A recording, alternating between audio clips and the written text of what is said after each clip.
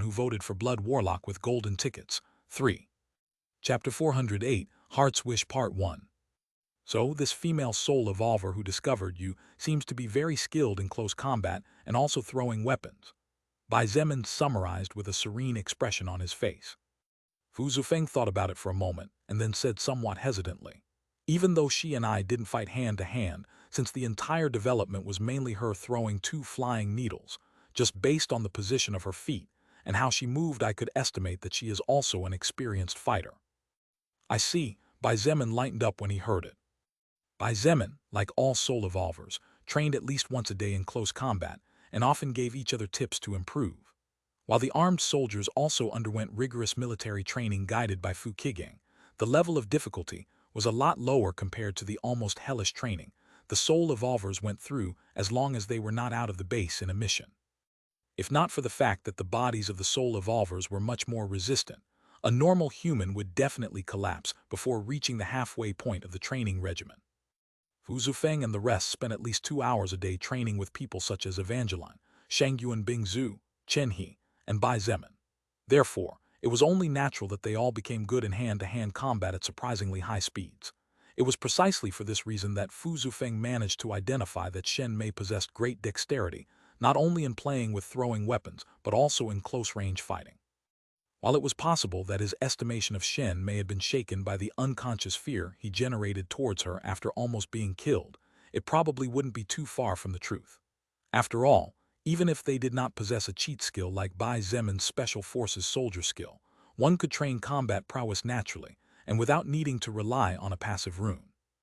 The reason why he previously named only Shangyuan Bingzhu, Evangeline, and Chen He, but did not name Bai Zemin was not because the latter was less skilled in close combat. It was just that in Fu Zufeng's eyes, Bai Zemin was simply in another category, and ranking him on the same level as the other soul evolvers was an insult. I see, don't worry. When we're done with the other party, I'll take care of killing that woman personally, Bai Zemin said serenely. Instead of sounding as if he was talking about taking a woman's life, it looked as if he was talking about trampling an ant by the roadside. What? Fu Zufeng looked at him with wide eyes before shaking his head like a rattle. No, no, no, no, no, no. And what's wrong with you? Bai Zemin looked at him dumbfounded before frowning. Fu Zufeng was rather quiet and endured many things silently for the sake of avoiding trouble. Therefore, it was very rare to see him lose control like this. Big brother Bai, this woman I'm telling you about actually allowed me to escape. What? Bai Zemin almost fell to the ground when he heard Fu Zufeng's revelation. Fu Zufeng sighed heavily and nodded with a serious face as he said, she really let me escape. That female soul evolver had the chance to kill me if she really wanted to. I felt as just before the last needle penetrated my head, a wave of mana foreign to mine deflected it off course and just tore my mask. I think that woman must have activated some skill to misdirect the attack at the last second and make it look as if she had failed. Also, she reacted very quickly even after I used the false poison seed and could have chased me, but she didn't. Otherwise, I'm afraid I might be more dead than alive now. Bai Zemin frowned tightly as he heard Fu Zufeng's words, and his mind raced wildly in search of answers to the great unknown that now weighed on his heart. Why on earth would a powerful enemy soul evolver allow an intruder like Fu Zufeng to escape? The false poison seed that Fu Zufeng had just named was actually a new type of seed that grew from a plant that was discovered by some of the mutant botany team members while exploring the forests under the protection of several armed soldiers and soul evolvers. This false poison seed came from a plant that was named Last Breath, because if one mistakenly consumed its flowers, one would actually die in the next second. The effect of this terrifying plant was discovered after using as a guinea pig a woman, who after secretly becoming a soul evolver, used her strength to rob and kill several people from nearby villages. She was caught by Kai Jingyi during one of her expeditions in search of supplies, and after breaking her limbs to prevent her from escaping, was kept as a prisoner, until a use was finally found for her. Surprisingly, however, the seeds of this mutant plant were harmless.